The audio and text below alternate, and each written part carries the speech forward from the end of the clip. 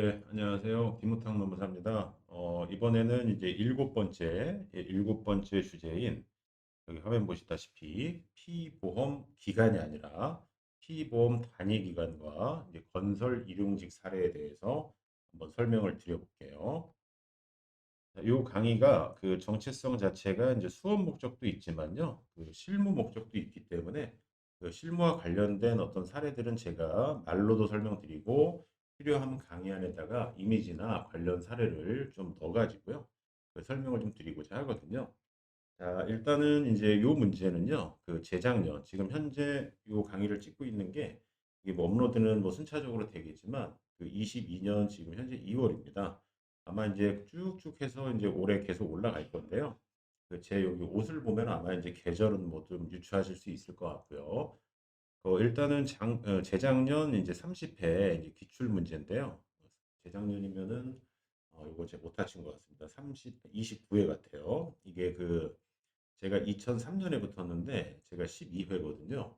그래서 그 뒤에 있는 회하고 앞에 있는 요 숫자가 좀뭐 뻘소리긴 하지만 요게 일치하지 않아요. 이게 하나가 빠지거든요. 그래서 29회인 것 같고요. 근데 뭐 이 문제 해설과는 뭐 크게 뭐 중요하진 않은 내용이고요. 자, 그다음에 이제 출제 조문 및 주제를 한번 보시게 되면 되게 종합판입니다. 이거는 고용보험법 41조 피보험 단위기간, 40조 구직급여 수급 요건, 그리고 42조의 실업의 신고, 44조 실업의 인정, 47조 실업 인정 기간 중 실업의 신고. 특히 47조 같은 경우는 그 부정수급과 관련된 그 실무상 되게 중요한 내용이에요. 그래서 이건 일반론이니까 특이사항은 없고요. 일단 문제를 한번 그 읽어볼게요. 그래서 여기 잠깐 뒤에 슬라이드를 보시게 되면요. 그 요것만 잠깐 보여드릴게요. 자, 여기 이제 해설에 이렇게 생겨 있는 이 화면이 나중에 이제 그 노무사를 붙으시게 되면 뭐 공인 노무사분들은 이 일을 안 할 수는 있습니다. 이거는 보통 이제 건설 일용 신고 해주거나 여기 보시면은 요 근로자라고 있죠. 요게 이제 일용 근로자분들이고 요 문화예술인 요 노무 제공자라고 되어 있는 요분들이 이른바 그 특보거든요. 고용보험법상 특보. 그 중에서 단기 예술인 단기 노무 제공자, 그다음에 일용 근로자는 이렇게 신고하는 서식이 거의 비슷해요. 그래서 이거는 나중에 이제 그 노무 법인에 들어가시게 되면은 그 뭐 직원분들이 일하실 수도 있고 노무사분이 직접 하실 수도 있는데 대표 노무사분은 안 하시는 분들이 좀 더 많이 있습니다. 왜냐하면 이제 대표기 때문에. 근데 이거는 그 근로복지공단에서 운영하는 그 토탈 사이트라고 있어요. 그 저희 업계에서 토탈하면 다 알아먹는 용어인데 그쪽에 들어가면 근로 내용 확인 신고라는 게 있거든요. 자, 이따 지문에서 보시겠지만 예전엔 이거의 공식 명칭이 근로 내역 확인 신고였어요. 근데 현재는 근로 내용 확인 신고로 이름 바뀌었고요. 근데 법에는 근로 내역이라는 그 용어도 꽤 나와요.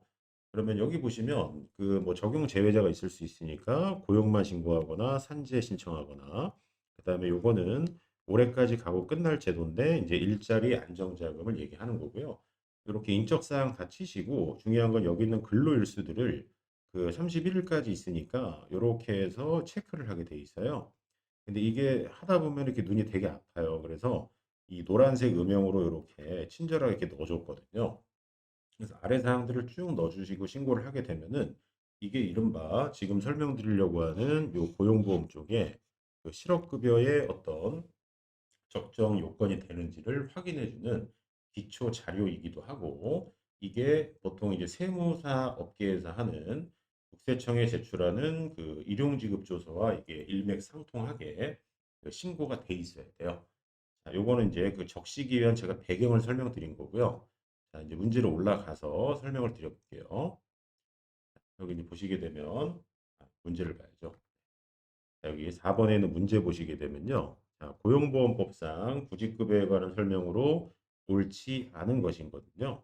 자, 객관식 시험의 강점은요. 이 문구 하나를 토시 틀리게 안 외워도요. 토시에 맞춰 다 외우지 않으셔도 상하 좌우로 좀 상식을 최대한 동원해서 찍을 수가 있어요. 자, 1번 보시게 되면요. 자, 피보험 기간이 아니라 단위 기간이에요. 이거는 임금 지급, 보수 지급의 기초가 된 날로서 토요일은 제외가 됩니다. 보통 무급이기 때문에. 그래서 단위 기간을 계산할 때요. 보시면 최후로 피보험 자격을 취득한 날 이전에, 그러니까 지금 회사가 채울 거니까 지금 회사에 피보험 자격 취득 신고를 한 날 이전에 자, 구직급여를 받은 사실이 있다 그러면 앞서 6강에서 피보험 기간 소멸한다 그랬죠. 근데 당연히 구직급여를 받으면 피보험 단위 기간 180일 요건에서 그날들도 다 소멸을 하게 돼 있어요. 근데 지문을 보시면 그 구직급여와 관련된 피보험 자격 상실이 이전에 피보험 단위 기간을 산입한다 이렇게 돼 있는데 이렇게 하면 고용보험이 망할 거예요. 돈이 줄줄 새서요. 당연히 산입이 아니라 소멸입니다. 그리고 이제 건설 일용 근로자라고 나와 있는데요. 자, 이 건설 일용 근로자 이 분이요. 자꾸 왔다 갔다 해서 죄송한데 넘겨볼게요. 자, 이 신고를 하게 돼 있어요. 요 신고. 자, 요 신고를 하게 돼 있는데 여기서 예를 들어서 여기는 체크가 들어갔는데요. 쭉쭉 들어갔는데 여기서부터 말일까지 만약에 텅 비었다라고 하게 되면은 자, 앞으로 가보겠습니다. 가게 되면요. 요 지문에 나와 있는 것처럼 보시면 피보험자가 구직급여를 받으려는 경우에는요. 건설 일용자였던 분이요. 자, 수급 자격 인정 신청일 고용센터 찾아간 날 이전에 지금 어떤 근로 내용을 봤을 때 14일간 자, 연속입니다. 연속해가지고 근로 내역이 없어야 돼요. 자, 뒤에서 해설 자료에서 보시겠지만 예전에는 10일이었어요. 통산 10일 미만. 10일까지는 그러니까 10일 지금 바로 보여드릴게요. 자, 보시면은 그 예전에는 요 10일이라는 요건이 있었어요.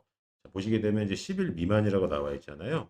그러니까 그 여기 보시면 이쪽에서 1일부터 말일까지 셌을 때 10일 미만이니까 9일만 있었다라고 하게 되면 그 비자발적 실업으로 봤던 거예요. 근데 이거는 이 요건은 지금 건설 일용직이 아니라 그 일반 일용직에 대해서는 이렇게 적용을 하고요. 그 14일 연타로 연속으로 일이 없다라는 거는 이거는 건설 일용직에 대해서 적용을 하거든요. 왜 그러냐면요. 그냥 온 김에 미리 다 설명드릴게요. 자, 건설 일용직분이 1일부터 15일까지 극단적으로 매일매일 15일 일을 하셨어요. 그리고 올해 하반기에 일이 없어가지고 이 직장을 떠났단 말이에요. 자, 이전 요건인 9일 요건을 딱 대게 되면 이분은 실업급여 못 받습니다. 근데 건설 현장이 그 월의 상반기에 집중하다가 하반기에 일감이 없는 경우들이 꽤 있거든요. 그래서 14일 연속이라는 이 잣대는 건설 일용직 분들한테 적용을 하는 거예요. 나중에 이제 그 시험 합격하시게 되면 이런 상담을 꽤 하시게 될 거예요. 자, 그래서 다시 문제 보시게 되면 14일 연속해서 근로 내역이 없어야 한다. 이거 맞는 질문이고요. 그다음 구직급여를 지급받으려는 자는 이직 후 최대한 빨리 가셔야 돼요. 지체 없이 직업안정기관 고용센터에 출석해서 저 실업했습니다라고 신고하셔야 되고 이거와 이제 궤를 맞춰서 회사에서 이직 확인서라는 걸 내주시게 되는데 그거는 제가 이제 나중에 언젠가 이제 설명드릴 개념이고요. 그리고 직업안정기관의 고용센터장은요 필요하다고 인정되면 실업 인정 대상 기관의 취업 사실에 대해서 조사할 수 있습니다. 이게 그 뒤에서 나오겠지만 부정수급으로 꽤 많이 나오는 사례고요. 그리고 수급 자격자가 좀 아파가지고 부상을 당해서 센터에 못 왔다. 근데 계속해서 실업을 입증을 하셔야 되는데 그 기간이 장기간이 아니라 7일 미만 잠깐이라면 그 증명서를 제출하면요.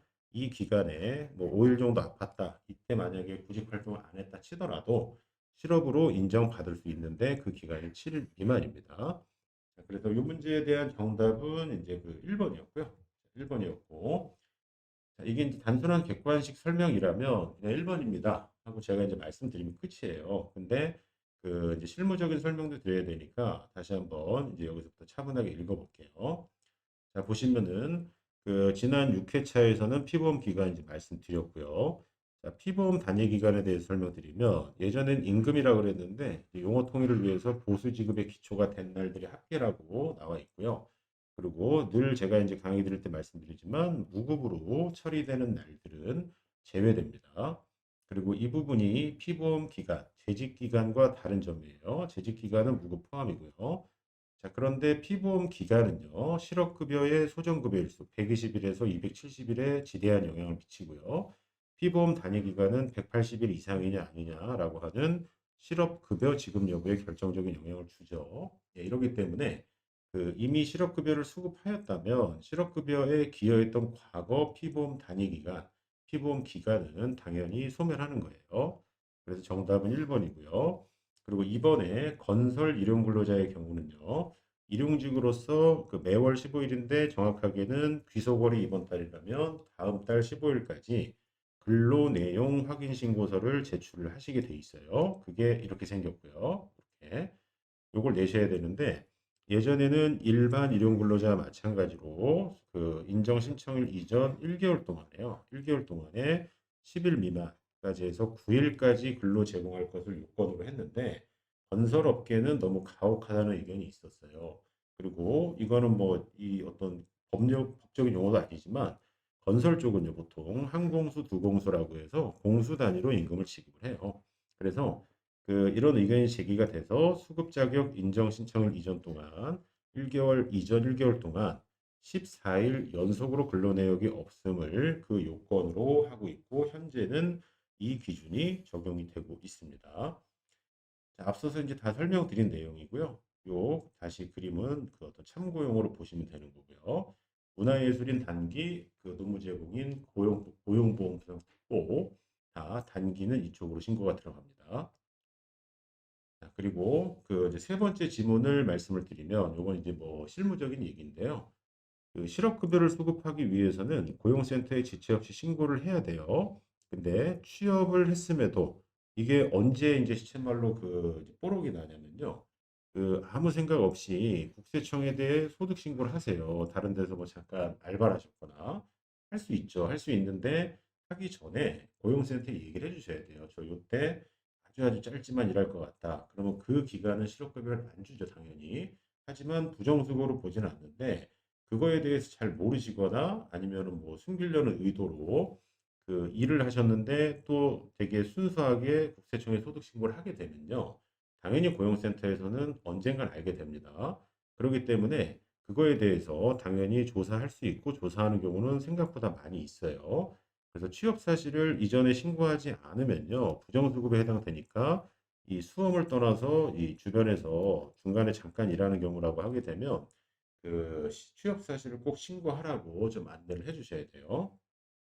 자, 그리고 실업급여 수급을 위해서 1주 또는 2주에 한 번 구직활동 증명서류 면접받습니다를 내주셔야 되는데 계속해서 어떤 구직활동을 했다라는 걸 입증을 하셔야 돼요. 근데 아까 말씀드린 것처럼 7일 미만 동안 잠깐 아플 수도 있잖아요. 질병 부상으로 사실상 구직활동을 못했다라고 하게 되면요. 그 정도까지는 봐주겠다 이거예요. 대신에 이거를 이제 당연히 소명을 하셔야 돼요. 아팠다는 이유를. 그래서 이때 구직활동을 하지 않았음에도 이 실업으로 인정을 받을 수 있다라는 거거든요. 그래서 이 문제는 좀 문제가 뭐라 그럴까요? 되게 조문들이 되게 길어요. 되게 길기 때문에 요렇게 조문들이 좀 많은데 저도 이제 설명드리기가 약간은 좀 이게 범위가 넓다 보니까 조금 부담이 되는 영역인데 이런 문제는 지문 자체를 좀 잘 보셔야 돼요. 그리고 마지막으로 제가 드릴 말씀은 뭐 이렇게까지 해서 뭐 이렇게 난도를 올릴지 모르겠는데 지금 말씀드린 7일 미만도요. 계속하여라는 단서가 있어요. 그리고 여기 14일간 근로내역도 연속하여라는 말이 있거든요. 그래서 이러한 수식어는 시험 직전에 한번 확인을 해 보시면 좋을 것 같고요. 자, 여기까지가 피보험 단위 기간 그리고 건설 일용 근로자라고 하는 두 가지 주제를 아우르는 내용이었습니다.